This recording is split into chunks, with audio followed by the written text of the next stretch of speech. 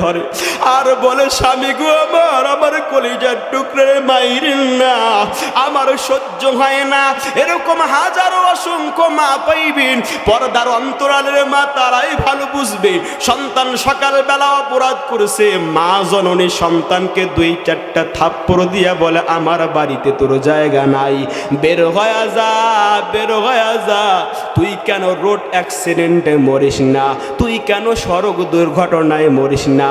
কত সন্তান মরিয়া যায়, তোকে কি আল্লাহ তাআলা দেখে না? এরকম মা অনেক দেখবেন। কিন্তু ভাইরা আমার, এই জনম দুঃখী মা সন্তানকে গালাগালি করিয়া 2-4টা থাপ্পড় দিয়ে আঘাত করিয়া বাহির করিয়া দিল। কিন্তু সকালবেলা যখন নাকি মা রান্না বান্না শেষ করিয়া গরম ভাতটা প্লেটের মধ্যে নিয়া, যাদের মা নাই মায়ের বড়ই অভাব, ওই জনম দুঃখিনী মা যখন ভাতের প্লেটটা, গরম ভাতের প্লেটটা সামনে নিয়ে ভাতের লোকমাটা মাখায়া মুখের কাছাকাছি নেয়, হঠাৎ করে সন্তানের স্মরণ, যেই সন্তানকে সকালবেলা আঘাত করিয়া বাড়ি থেকে বের করে দিছে, ওই সন্তানের জন্য আর ভাতের লোকমাটা মুখের ভেতরে যায় না। ভাতের প্লেটটা জায়গায় ফেলাইয়া বাড়ি থেকে বের হয়ে দৌড়ায়, আর আশপাশের বাড়িওয়ালাদেরকে জিজ্ঞেস করে, ভাই ও বোন, আমার কলিজার টুকরা সোনা মনিটাকে দেখছুনি? সকালবেলা একটু রাগ করে 2-4টা থাপ্পড় দিয়া গালাগালি করে বের করে দিছিলাম, অনেক কষ্ট করিয়া রান্না করেছি, গরম ভাত বাসায়, আমার সন্তান কই? আজকে যাদের মা নাই অন্ধকার কবরে, আজকে যাদের বাবা নাই অন্ধকার কবরে, ওই মায়ের কথা স্মরণ কর।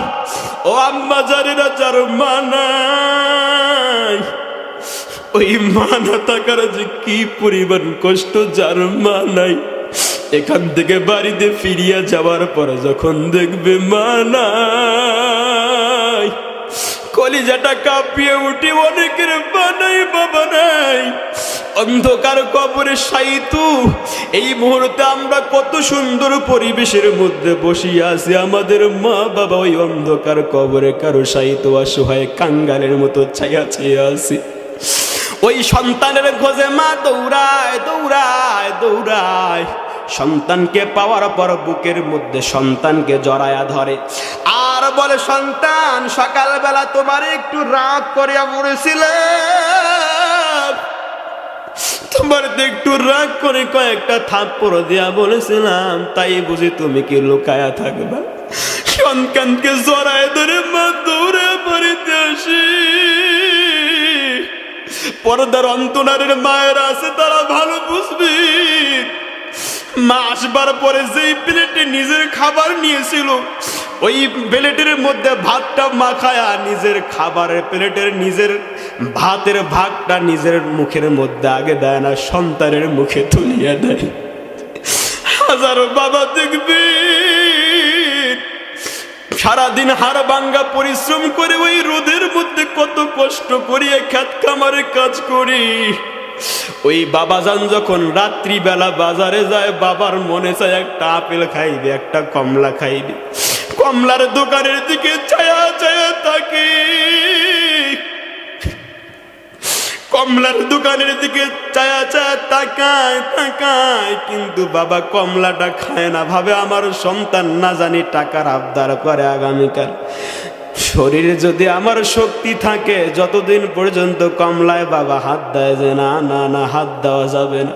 আগামীকাল সন্তানটা যদি টিফিনের টাকা চায়, বাবা হিসাবে যদি টিফিনের টাকা না দিতে পারি, আমার বাবার লজ্জা শরম আর কই থাকবে?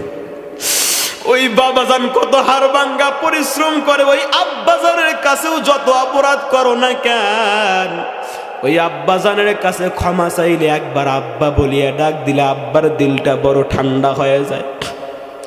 ওই জনম দুঃখিনী মায়ের কাছে অসংখ্য অগণিত অপরাধ করেছে সন্তান, মাকে ফেলায়া রাখছে অসহায়ের মতো গ্রামের বাড়িতে।